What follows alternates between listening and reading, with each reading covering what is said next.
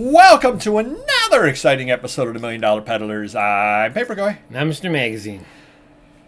We've done a few shows in the past, Mr. Magazine, about consignments. Okay. And I wanted to bring it up again because a subscriber took on a consignment and had a bit of a problem. So I wanted to bring it up, and then I wanted to get your take on things and your take overall on consignments.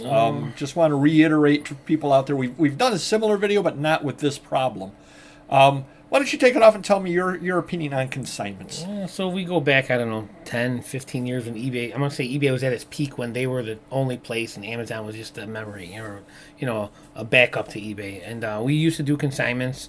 And someone came in, wanted to sell something, and they wanted, too much. They didn't know what they wanted. We would consign it, but, when we started crunching the numbers and after the eBay fees, all our time and trouble, the employee, we weren't making a lot of money, and there was a lot of risk involved, and I think we might have sold some things. The consignor got paid, items got broken or lost, and we had to eat it after the fact. So we kind of steered away from that unless it was something special, unbreakable, or worth a lot of money, say $100 or more, $500 or more. We didn't want to mess with $20 to $50 items, So, and that kind of fizzled. There used to be a bunch of eBay stores that popping up in that time. Probably 10 years ago, right? At least. Probably 15, yeah. Yeah. So yeah, but they went away. They vanished. We vanished. We vanished our consignment on eBay as well. We still offer it if someone has something and they think it's worth more than it is, or we don't want to come up with the money and take the risk. We will offer a consignment on certain things, but very few and far between. Well, a few things killed the consignment market. Number one is 15 years ago, eBay was pretty heavy auction. Now it's very light auction. Yeah. And in order for a consignment to work, you need to be able to auction it off and have some spirited bidding on it.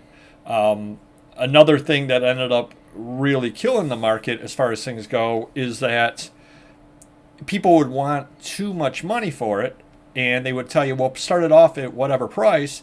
It doesn't end up going, and then you got to give it back to them, but then you have to charge them a fee to have it listed in the first place because you're not going to do all the work for free.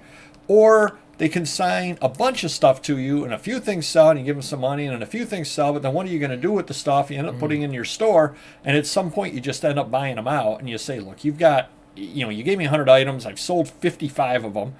The other 45, which are all similar, all sitting in my store. Yeah. How about I just buy you out? Because otherwise, you're going to get a $5 check this month. You might not get a check for 3 months. Then you get a $12 check. I don't really want to keep track of all that either. Yeah. How about I just buy you out and give you a one-time $200 and we're all happy? Yeah. At that point. And that's what happened with that T206 Monster Haul. That was probably the last consignment we did, I think. And that's what happened after a while. Things were just trickling through, and then I think we just bought out the remains. Right, yep. So they got top dollar out of the good stuff, and then the stuff that was left over, it just ended up wholesaling out to you. Because what else are they going to do with it? Right. But B, it's already listed, and they wanted to close, because that was with a lawyer, they wanted to close it all out. They didn't want a situation where 3 years from now you give them a check for $12. Because they wouldn't have anything to do with it at that point. They've already closed everything out. So they would rather do the final accounting on it, and everybody's happy on that. Well, what ended up happening to the subscriber was he had taken a bunch of stuff and consigned it, and it sold fairly well at auction. Prices were going pretty good on the stuff. He sent out a couple of boxes to one person, signature required and all that. Because it was $700. Never showed up, supposedly. He couldn't prove there was no signature on it. Post office didn't want to know nothing. Nobody wanted to know anything, so then he had to come back. He had to eat it, basically. Well, that's what happened with my sports cards. I had signature required on that, yeah. Yep, and then he had to eat it and then come back and basically take it out of the consigner's thing because, and the consigner was quite upset with them, and he's showing letters from the post office, showing letters from the buyer, showing all this, so, they know that it's not, he's not putting one over on them. He legitimately had to pay back, he could show all the paper trail, but they were still rather unhappy with the whole situation. Sure. And that's always tough to explain to somebody, too, because unfortunately, there are people out there that will scam you. And I'm not saying that this guy did or didn't receive the package. The subscriber feels he may have not signed for it and realized at that point that he could get it for free. Was it actually delivered with no signature? Does it say delivered but no one signed for it? I believe that's what ended up happening. With no signature. Probably, Yep. They probably just left it there and forgot it needed a signature or something. The guy's like, free $700. Yep, and I never got it. Yep, Yeah. I never signed for it. Yep. Jeez. But people do scam you. For us, and we did a video about this a long time ago about the most hated words for business, cost of doing business. And for us, it's the cost of doing business. We've been scammed. We've both been scammed any number of times by people, unfortunately. You get upset, you move on. There isn't much else you can do about it. To somebody that can sign something to you, they're not aware of the scammers. Right. They're not aware that this kind of thing can happen.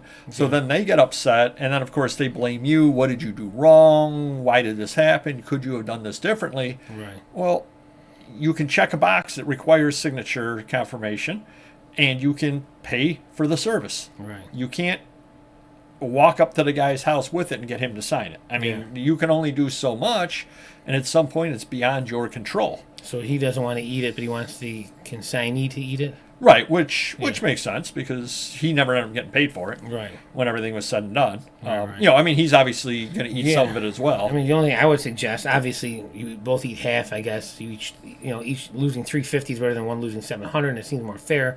But even if you're going to go into this consigning business, draw up some type of contract. So then he knows that, hey, if there's ever a chance this happens, it should not happen. But here, you're signing off that.